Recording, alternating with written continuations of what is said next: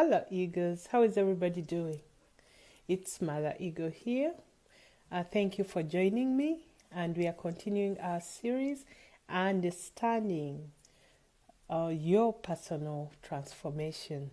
Yes, you're changing from one level to another. It's a beautiful thing. It's worth it in the end.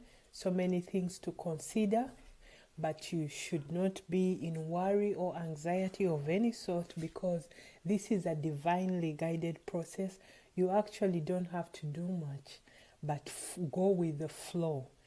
Whatever chapter opens up in your life, follow that. You'll know what actions to take at every given time, and you'll instinctively know when to ask for help, when to find other directions. There'll be signs and synchronicities following you around.